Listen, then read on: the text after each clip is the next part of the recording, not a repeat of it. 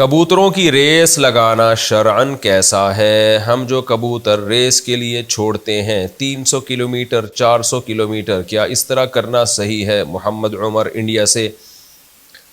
دیکھیں، نبی صلی اللہ علیہ وسلم نے فرمایا من حسن اسلام المرء ترکہ ما لا یعنی، انسان کے اسلام کی اچھائی میں سے یہ ہے کہ لا یعنی فضول کاموں کو چھوڑ دے۔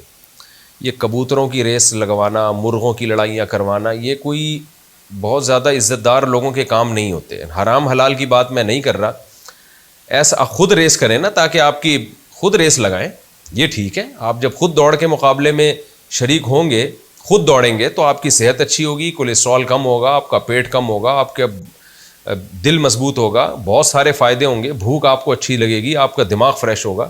کبوتروں کو بھگانے سے کبوتروں کی صحت تو اچھی ہوگی، آپ کا کیا فرق پڑے گا؟ تو کبوتروں کی صحت کی فکر چھوڑ کے اپنے بیوی بچوں کی فکر کریں۔ تو یہ ایسا بیکار قسم کا کام ہے جو اچھے یعنی خاندانی لوگوں پہ سوٹ نہیں کرتا، تو اس لیے یہ کام چھوڑ دیں آپ۔ حرام میں نہیں کہہ رہا، حرام ہونے کی دلیل نہیں ہے، لیکن اس کی بہرحال ہمارے پاس دلیل ہے کہ نبی صلی اللہ علیہ وسلم نے فضول لا یعنی کاموں کو پسند نہیں کیا۔ اور ان میں کتنا لوگ اپنے آپ کو کھپاتے، ایک دفعہ تھوڑی ریس ہوگی، پھر آپ 6 مہینے تک اس کبوتر کو تیار کرتے رہیں گے بیٹھ کے، پھر اس کے غم لے کے بیٹھے رہیں گے، آج فلاں کبوتر مر گیا، آج فلاں کا جنازہ اٹھایا اور فلاں کا جنازہ اٹھایا، اور وہ پھر جو ہے وہ جیسے میں دیکھتا ہوں کبوتر بازوں کو، پھر اس میں اور بھی بڑی خرابیاں ہیں۔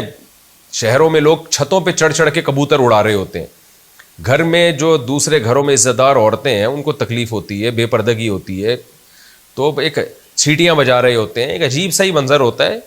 تو مکروہ اور ناپسندیدہ بہرحال ضرور ہے، حرام تو نہیں کہا جا سکتا جب تک کوئی واضح دلیل نہ ہو، لیکن شریعت کی جو تعلیمات ہیں اس کے حساب سے دیکھا جائے تو مکروہ اور ناپسندیدہ اچھا کام نہیں ہے، اس کو چھوڑ دیں، آپ خود دوڑیں، خود ریس لگائیں۔